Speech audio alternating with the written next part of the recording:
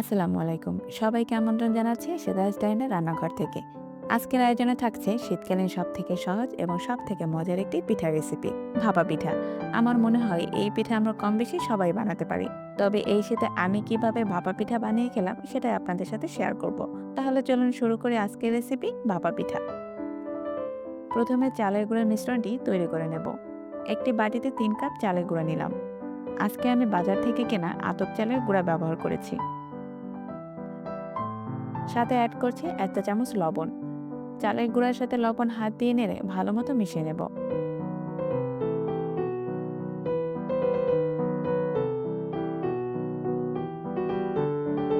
এ পর্যায়ে চালের গুঁড়ার মধ্যে অল্প অল্প করে লিকুইড দুধ ঢেলে দেব এবং হাতের আঙুলের সাহায্যে মাখিয়ে মিশ্রণটি তৈরি করে নেব। মিশ্রণটি এমন হতে হবে যেন চালের গুঁড়া অতিরিক্ত আঠালো না হয়ে যায়, আবার কোথাও যেন কোনো ড্রাই ভাব না থেকে যায়।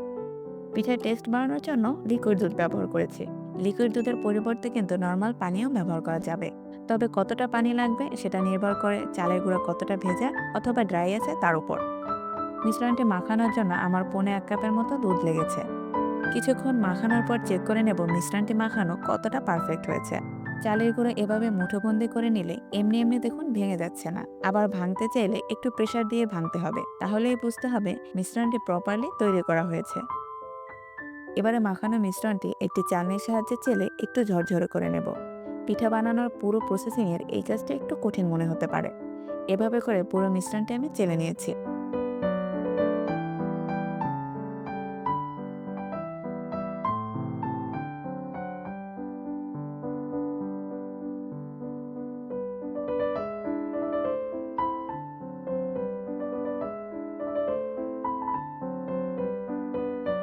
এছাড়া ভাপা পিঠা বানানোর জন্য লাগবে এরকম কোরানো খেজুরের গুড় এবং কোরানো ফ্রেশ নারকেল। ফাইনালি ভাপা পিঠা বানানোর জন্য সমস্ত উপকরণ লেয়ার বাই লেয়ার করে সাজিয়ে নেব।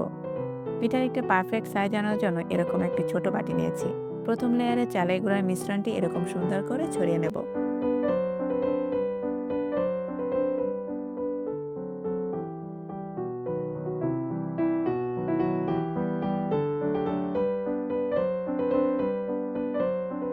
তার উপর দিয়ে পছন্দ মতো নারকেল ছড়িয়ে দিলাম।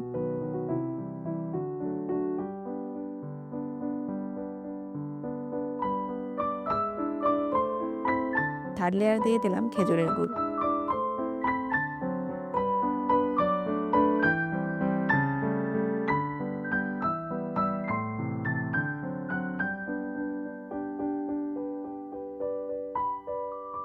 সবশেষে উপর থেকে আবার চালের গুঁড়ার মিশ্রণটি দিয়ে আঙুল দিয়ে আলতো করে চেপে দেব। তবে খুব প্রেসার দিয়ে কাজটি করা যাবে না।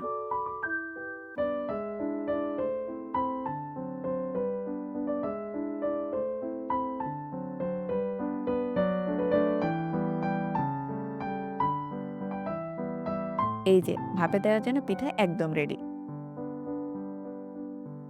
পিঠা ভাপে বসানোর জন্য এরকম পাতিলে পানি গরম হতে বসিয়ে দিয়েছি। তার উপরে ছিদ্রযুক্ত একটি ছাঁকনি বসিয়ে দিলাম। এছাড়াও পিঠা ভাপে বসানোর জন্য লাগবে এরকম সুতি সাদা কাপড়। যখন ফুটন্ত পানির ভাপটা এরকম ছাঁকনির উপরে চলে আসবে, তখন পিঠা কাপড়ে মুড়িয়ে একটি ঢাকনা দিয়ে কাভার করে দিলাম। ৪ মিনিট ভাপে থাকার পর ঢাকনা তুলে ফেললাম।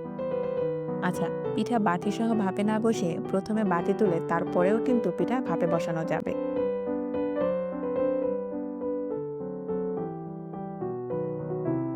এই যে রেডি হয়ে গেল ভাপা পিঠা। দেখেই মনে হলো সাথে সাথে একবার খেয়ে ফেলি।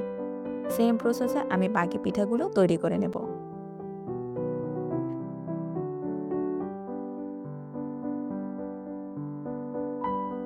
ব্যাস তৈরি হয়ে গেল গুড় ও নারকেলে ভরপুর বাংলার ঐতিহ্যবাহী ভাপা পিঠা। আজকে দেখানোর চেষ্টা করেছি খুব সহজে কিভাবে বাসায় ভাপা পিঠা বানানো যায়। আজকে তাহলে এ পর্যন্তই। সবাই সুস্থ থাকবেন, ভালো থাকবেন আর আমার জন্য দোয়া করবেন। আসসালামু আলাইকুম।